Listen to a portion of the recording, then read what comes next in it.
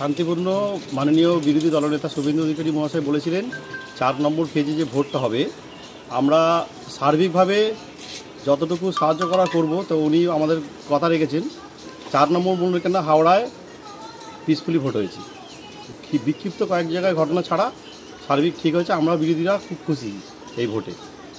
আমাদের পাঁচলা চড়া পাঁচলা গত বিধানসভা বা আপনার পঞ্চায়েত ভোট সেরকমভাবে দিতে পারেনি, কিন্তু নাগরিক যারা আছে সবাই স্বতঃস্ফূর্তভাবে এই লোকসভা সুযোগ পায়নি যেমন যোগ্য দেশ ওদের সুযোগ পায়নি। সার্বিকভাবে ভোটটা খুব ভালো হয়েছে। কি বুঝছেন মহিলা মাতৃ সমাজ যেভাবে আজকে লাঞ্ছিত পশ্চিমবাংলার বুকে আজকে গণতান্ত্রিক পদ্ধতি প্রয়োগ করে তাদের প্রতিবাদ বুঝিয়ে দিয়েছে। দেখবেন ফলাফল 4 তারিখে খুব ভালো হবে। নাম কি দায়িত্ব আছে? আমার নাম শ্যামল সর্দার, হাওড়া সদর তফসিলি মোর্চার সম্পাদক।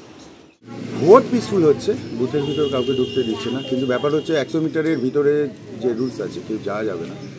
কিছু কিছু বুথে রিপোর্ট আসছে জটল হচ্ছে, যেমন এই 35 নম্বর বুথ আমার এখানে বুথে বারবার ওরা ওই 10-15 জন করে গিয়ে কি আর দাঁড়িয়ে আছে। সেক্টর অফিসারকে ফোন করছি, উনি স্টেপ নেবেন বলছেন, দেখা যাক কী হয়।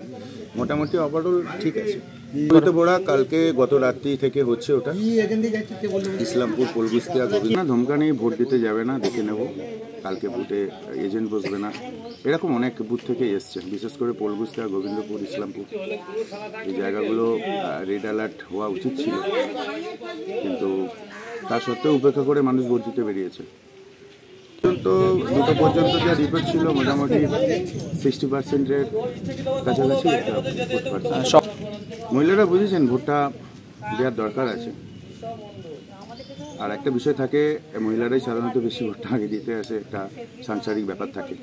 সকাল সকাল ভোটটা দিয়ে তারা বাড়ির কাজটা যাতে করতে পারে, এটা একটা থাকতে পারে। আপনার নাম কি দায়িত্ব আছে?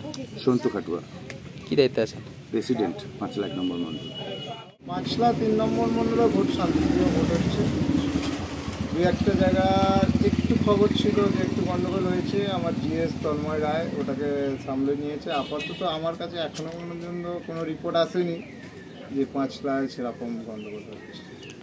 এখন পার্সেন্টেজটা 45-এর ওভার হয়ে গেছে। দেখুন, মানুষ মোদিজিকে চাইছে, সেই ক্ষেত্রে মোদিজিকে বিশ্বাস করে মানুষ ভোট দিতে আগ্রহী হয়েছে।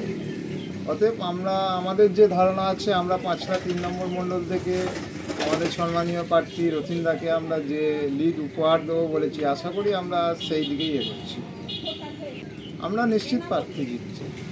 আমি বিশ্বজিৎ দাস, পাঁচলা 3 নম্বর মণ্ডল সভাপতি।